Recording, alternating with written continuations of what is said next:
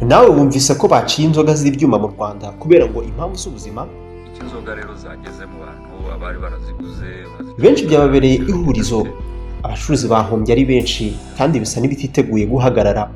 Dore impamvu izi nganda zahagaritswe n'uburyo izi nzoga bakoraga zica ubuzima. Tugiye kureba uburyo zabaga zagutera ubuhumyi inzoga bita ibyuma gin.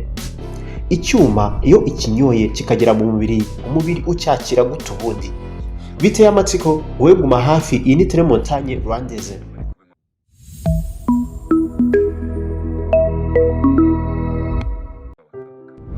Mbere yuko tugira icyo tuvuga, bantu kandi like kuri iyi video, ukore subscribe.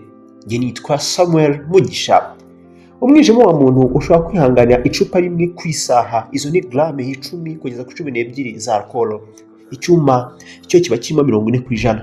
Kunywa ibyuma byinshi bishobora kunaniza umwijima ukuzura uburozi. Ubu tuvugana, ikigo cy'igihugu gishinzwe ibiribwa n'imiti Rwanda FDA cyahagaritse itumizwa rya etanol kubera impamvu zihutirwa zo gutabara ubuzima, niko kivuga. Ibi ntugire ngo barabeshya ngo bagombe bakwikize, kubera ko ibi byuma mubona nakaga uramutse ubyinjiyemo indani mu icupa. Impamvu u Rwanda rwaciye ikinyabutabire cya etanol nuko abatemewe n'amategeko babonaga kandi bagakoresha iki kinyabutabire. Ubundi cyagenewe kwenga inzoga zemewe n'amategeko, bagakora inzoga za make kandi zifite imbaraga z'umurengera. Ushaka wakwita izitujuje ubuziranenge, ni ibyuma ndetse na kanyanga. Turaza kubisobanura hasi. Babikureho biriya bintu byose byo kunywa by'inzoga bisindisha. Ibi byateraga benshi gupfa impfu z'amarabira cyangwa se zitunguranye. Abenshi barwaraga ingingo ndetse abandi bagahuma byiteka, bagatakaza ubushobozi bwo kureba no kubona. Ibi byabaga mu gihugu hose kubera ko iyi etanol yinjizwaga mu gihugu. Iyo ibitswe nabi ibishobora kwandura igahinduka ikindi kinyabutabire cy'uburozi cya metanol. Iyi metanol iyo uyinyoye wibwira ko wanywaga icyuma, ibimenyetso umubiri wawe ugaragaza tugiye no kwivuga hasi. Sekamane ubundi iyo nafashe icyuma ndayigenda ariko ewana tu nkumva mfite courage za danje, ariko buriya ntabwo ari cyiza. Ikintu wakikakubabura mu mutima ukanga ewana kiri kugushishimura.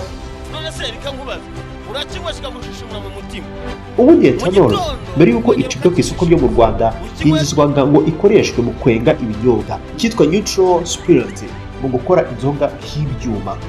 Bayikoreshaga mu buvuzi kandi cyane cyane nko mu gusukura, sanitizer, imiti yica udukoko mu malaboratoire n'ahandi kwa muganga. Yakoreshwaga kandi mu birungo by'ubwiza nka parfum, gukora imibavu n'ibindi. Tuvuze ku cyitwa gin, ibyuma, urugero nk'ingufu gin, aho itandukana n'inzoga byeri tuzi twese isanzwe, ni ukuvuga ngo uko zitwara mu mubiri wawe ni ibintu biteye amatsiko no kumirwa gukomeye. FDA yamunzwe na ruswa n'imikorere mibi. This thing buretse gato, reka nyir'umupfu niwe ufata hanuka. Ingufu gin na byeri zose ni inzoga zihuriye ku kinyabutabire kimwe, ari nacyo gisindisha cyane cyangwa se gisindisha cyitwa etanol itavangiye. Nyamara ibyo binyobwa uburyo byibasiramo umubiri buratandukanye. Urebeye mu ngano, uburyo zigera mu bwonko, ibizigize ni ibintu by'agatangaza gusa. Drug Authority bariya bo bashinzwe icyo bita standards zo ku isoko mpuzamahanga, bikuvuga ngo dufite S-mark, ariko nabo ntibari bujye kure cyane yabo ndi butunga urutoki. Iyi rero ubwabo hagati yabo icyitwa harimo ikintu cya duplication of work. Koresheje amagambo make, inzoga isanzwe iba ifite ikigero cya alcohol kuva kuri 4 kugeza kuri 7%, mu gihe icyuma kiba gifite 30 kugeza kuri 40% kuzamura.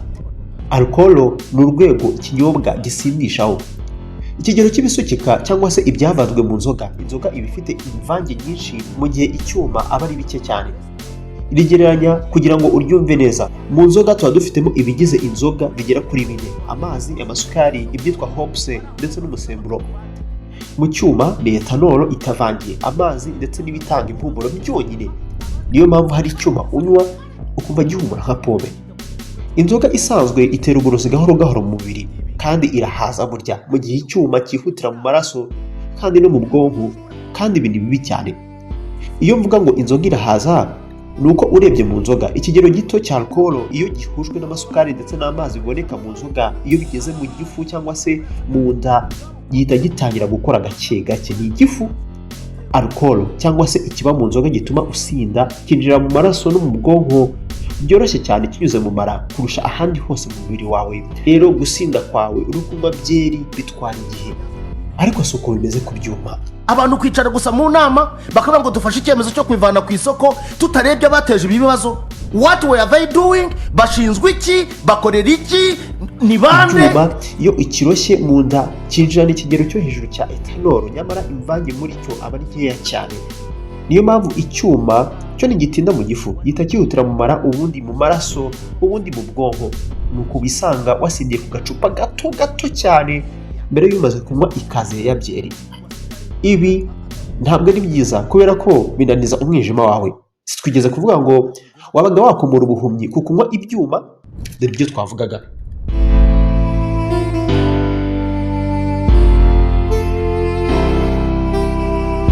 Kunywa inzoga ifite doze iri hejuru nk'ibyuma bishyira mu kaga ababinywa, kuko baba bashobora kwisanga bamaze kunywa ingano nyinshi yabyo mbere y'uko ubwonko bwabo bubaha ibimenyetso ko batangiye kurengera. Ibimenyetso biba ari nk'isesemi, kunanirwa kwikoresha ibikorwa bikoreshaga mu busanzwe nko gutera intambwe, ibyitwa motor impairment. Ibi bishobora kuba bitarakubayeho ubwo wanywaga ibyuma, ariko bishobora gutuma utakaza ubushobozi bw'ubwonko mu kugena uburyo uhumeka no gutera k'umutima kwawe. Ngiyi imwe mu mpamvu umuntu yakwicwa n'ibyuma. Ibinyobwa by'ibyuma kandi binaniza impyiko cyane ku buryo umuntu wabinyoye umubiri we utakaza amatembabuzi cyane kandi menshi, kubera ko umusemburo wagenewe kuyagenzura ngo adatakara mu mubiri witwa ADH, antidiuretic hormone, ntabwo uba ugikora neza. Ntibigarukira aho ngaho, ibyuma rimwe na rimwe hari ubwo biguteye ibibazo by'igihe kirekire. Nubwo bibaho iyo gusa izi nzoga z'ibyuma zakoranywe isuku nke, ibibazo by'ubuzima biriyongera. Izi nzoga hari ubwo zisanze zihinduyemo ikinyabutabire cya methanol kubera ko uwayikoze cyangwa se yayikoranye ubwitonzi buke. Nyamara ikinyabutabire cya methanol ni uburozi ku muntu. Iyo kigeze mu mwijima, methanol ihinduka icyitwa formic acid, ni ubwoko bwa acide. Iyi acide formique yangiza cyane umwakura ujyana amakuru n'amashusho ku bwonko uyavana mu ijisho, ni nerve optique, kandi igatera uburozi mu mubiri wawe. Ingingo z'umubiri ziba zishobora guhagarara gukora neza cyangwa se ugapfa. Nyuma, kunywa izi nzoga kenshi byihutisha indwara y'umwijima, umwijima ukomoka ku nzoga, umwijima w'akarande vuba ugereranyije n'inzoga z'ibipimo bisanzwe.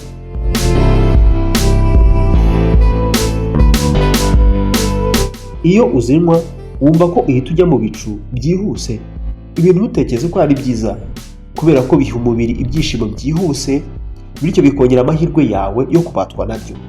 Nako ni umwaka. Niyo mpamvu nta muntu unywa ibyuma uzasanga kenshi akunda ubundi bwoko bw'izindi nzoga, uzasanga ari byo aba yinywera gusa.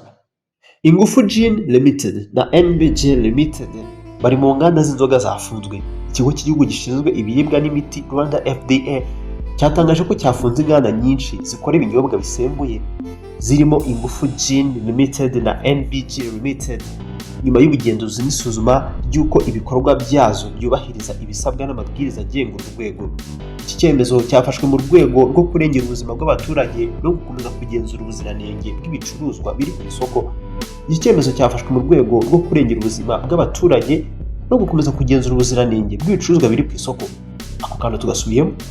Mu itangazo Rwanda FDA yasohoye ku itariki 2 Kanama 2026 yavuze ko nyuma y'ubugenzuzi n'isuzuma ry'uburyo bakora cyangwa se abakwirakwiza ndetse n'abacuruza ibinyobwa bisembuye bakurikiza amabwiriza, yafashe ingamba zirimo gufunga inganda ziri ku rutonde rwatangajwe no gukuraho impushya zo gukora zari zarahawe izo nganda. Iki kigo cyategetse ko ibicuruzwa byose byakorewe muri izo nganda bihita bikorwa ku isoko, ndetse gisaba abakora ibyo bicuruzwa gutangira gahunda yo kubikura ku isoko. Abakwirakwiza n'abacuruzi basabye guhagarika ako kanya kugurisha ibyo bicuruzwa no gusubiza ibisigaye cyangwa se ibyasigaye ku babibahaye cyangwa se ku babikoze.